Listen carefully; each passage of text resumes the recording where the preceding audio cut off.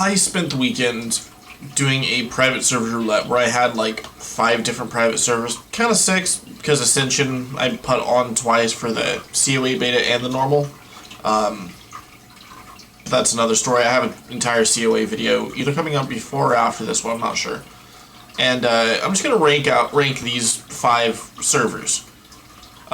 So we'll talk a bit about them, the PvE, the PvP, community, stuff like that. Dunmoreau is the number 5. It's Dunmoreau. This is the only 1.0 server, or not 1.0, but like vanilla server that I actually tried to play a bit. And I think it was definitely the worst. For one, it's even with the increased speed leveling, it's slower.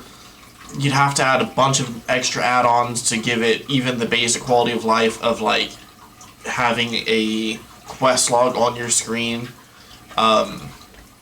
Honestly, it's just, if you're gonna play like classic, I might as well have just played on Blizzard servers. It'd be slower, but at least it would be a more active community.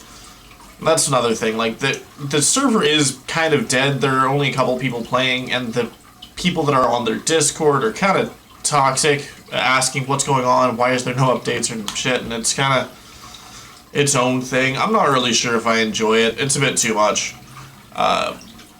The PvP I didn't get to experience because I just got like no. I stopped enjoying it pretty much instantly. The community, meh. I already talked about the community and really had no unique things. So the number 4, the next best, I guess, that I would say of the 5 that I tried was Shadowforge, and its problem was mostly to do with kind of feeling slow and the classes. On the other hand, the fact that everything scales to your level means you do dungeons solo without having to micromanage bots like you would on some of these on some other ones. I didn't play any PvP on it because there was really no low level PvP going on. The community is pretty active on their Discord, but not particularly at the times that I played on the server. It's interesting, and another issue I did have is like they don't require, but they ask you to use their client, and their client is. I'm not sure if it'll work on.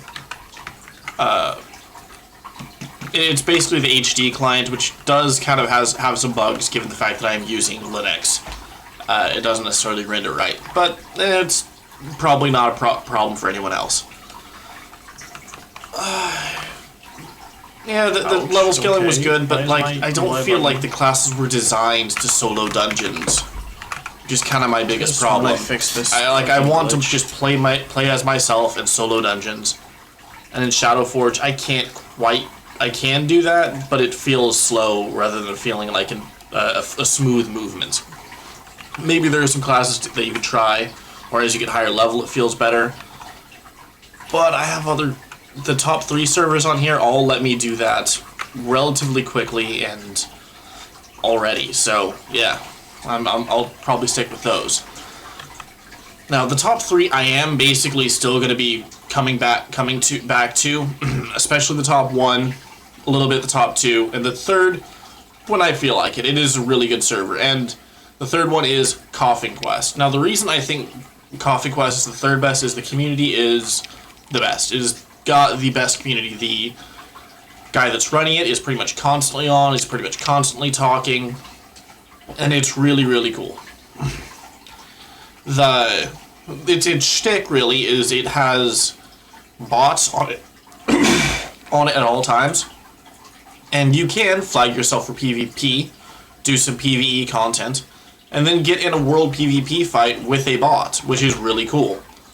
On top of that, you have like battle. Anytime you want to do a battleground, you got bots to fight. Anytime you want to do a dungeon, you got bots to go with you that'll just auto queue pretty much a few seconds after you do. They'll change out, because they can only have so many bots, they'll change out which bots from some of the higher levels that aren't being used into some that are your level and can be in that dungeon.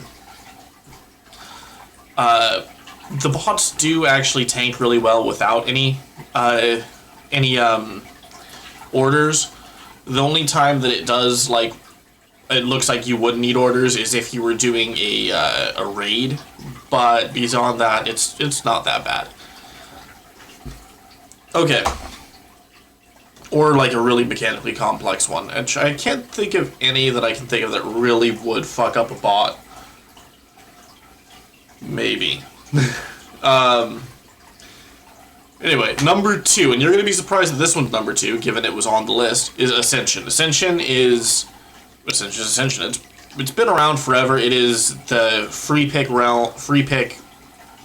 server. It recently launched its COA beta this week, and I played a little bit of both. Ascension's great. I love Mana Storms. I love the world PvP aspect, the world PvP high risk stuff. The thing that I don't really like about it, I suppose, is probably the it's definitely the the money, like the amount of like microtransactions you just kind of feel tempted to do. It's not like they're telling you to. It's not like they're even necessary to play the game. But the temptation's there. I don't have the self-control to just say no, so I generally avoid the temptation most of the time. But they also have some really good stuff in there that makes you want to keep playing, like, again, Mana Storms and high-risk PvP. So as far as high-risk PvP goes, and its general PvP, it has one of the most active servers for PvP, so you have lots of, like, things going on, and it's a lot of fun there. On one side, on the other side, the high-risk PvP system, while a lot of fun, kind of makes the open world dead in a way, because like nobody's doing it for some reason. And the only people that are doing it are people that are really into PvP, which means they're really good and you're going to get one shot. So the extra risk that it gives you and that feeling of like, oh shit, I'm going to get killed, that I like from world PvP is there, but it's probably too much. It's if there were a bunch of people like me who were like, man, I'm going to risk it, we're going to try to get something, maybe we won't run into anyone, then I would actually think high risk would be more fun for me as someone who isn't very good at PvP. But because it's the only people that are turning on, and it's an option, it's an optional thing, it's not something you choose when you choose your server, the efficiency brain of anyone and everyone, including me, sometimes goes, man, it's more efficient to just turn this off and go play. So you don't get the high-risk PvP experience quite the way you'd want to. And then that's... On the other hand, we have like its PvE aspect, which is Mana Storms and Dungeons. Its Mythic plus Dungeons they're just mythics from like World of Warcraft, and I don't get too really into them, but like the Mana Storms are really fun because you can push solo. The thing I like about Mana Storms is that you can push solo. The thing I don't like is that the only builds viable to push solo appear to be, and I could be wrong, but in my experience, appear to be tank builds. And what if I want to play like I don't know, some kind of a mage or something and just kind of kite out all my bosses constantly? I don't know, it makes me very... It feels too focused on a couple builds rather than the wide variety of builds that normal Ascension allows. As far as Koa is its own video. I will give you my thoughts on the classes and some general thoughts in either like before or after this video. I'm not sure which. But there's number 2. Number 1, the best server, in my opinion, the best private server is Sinestro WoW. Now, it does have its downsides. For one, there is no real PvP to speak of. There are some people playing some PvP, specifically Winter Grasp, I think it was, yeah, Winter Grasp, for to try to take control of the raid in the middle. But the raid in the middle, I think, flips every time anyway, regardless of who wins. So, it doesn't matter if you do it, but it is there, and it is something you can do if you want. It's just the fact is they have their unique systems do not cater towards PvP. And their unique systems are the attunement system and the perk system. Starting with the attunement system, the one that I think has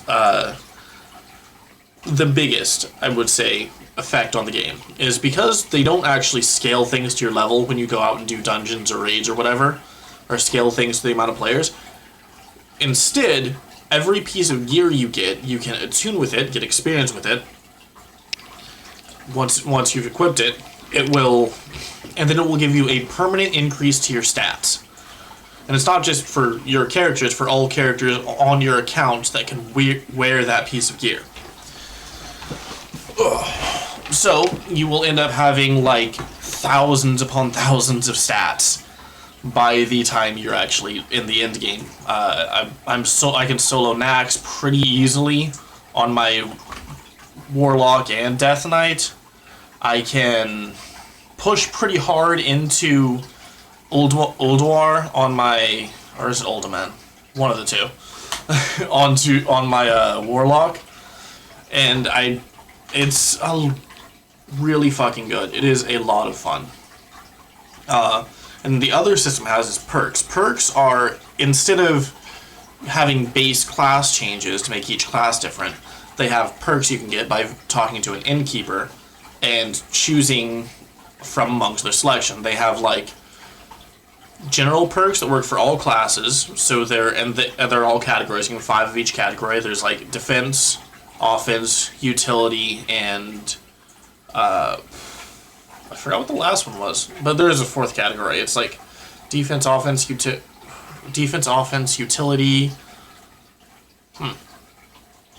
There was something else, and then the 5th one is class-specific perks.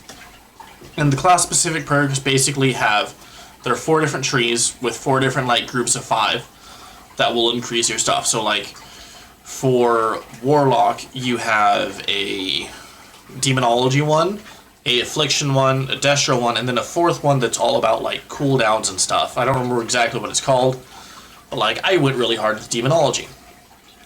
Same with, like, so there are 4 specs, essentially, for each of the different ones, each of the different classes. You have, like, a Shadow, you have, like, the four basic specs for a Paladin, then you have, like, a Shadow Paladin. It's very, very cool.